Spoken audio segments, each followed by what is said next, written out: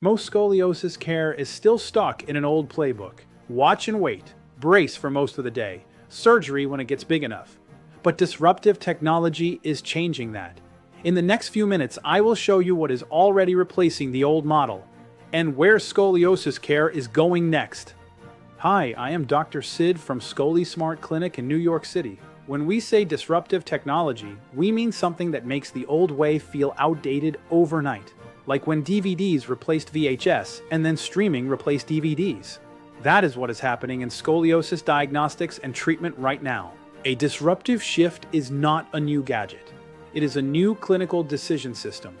Instead of waiting for curves to worsen, neurospine care focuses on measuring biological and neuromuscular risk early and acting early. Genetic insight and neuromuscular retraining technologies are used when appropriate, not as protocols, but as tools within a coordinated, clinician-directed strategy. Genetic variant testing is not about one bad gene, it is about patterns. In adolescent idiopathic scoliosis, there are functional gene groups that show up in combinations. Most patients have multiple variants, not just one. Why does this matter? Because most kids who develop scoliosis will not progress, but a smaller percentage will progress aggressively. The future of care is separating those groups early. We have published data showing that certain combinations, such as MTHFR and COMT together, are linked with a much higher risk of significant progression. That shifts the conversation from guesswork to probability. The next question is practical. If a child has higher genetic risk, what can a family do? You target the pathways those variants affect. For MTHFR, the key issue is methylation and how the body activates folate and supports detox pathways. The intervention is straightforward. Use methylated forms of key B vitamins and build habits that support elimination, such as regular sweat and movement.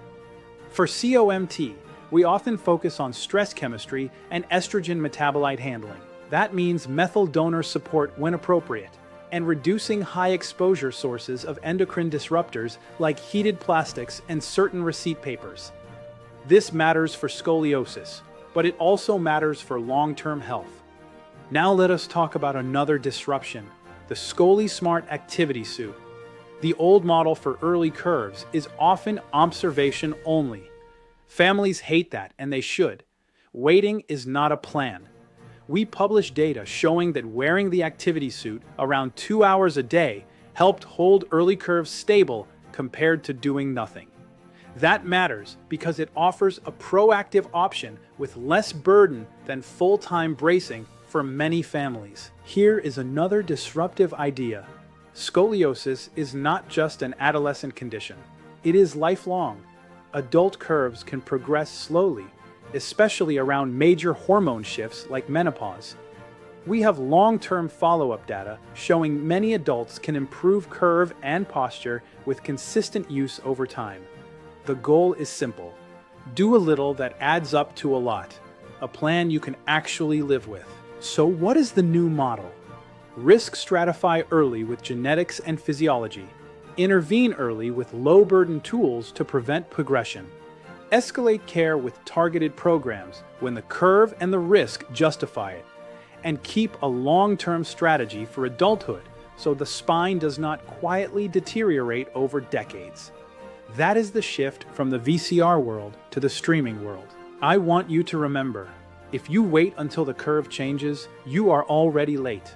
If you measure risk early, you can change the trajectory. If you want to know what category you or your child is in and what the smartest next step is, go to Scoliosis and schedule a consultation. We will help you replace guesswork with a clear plan.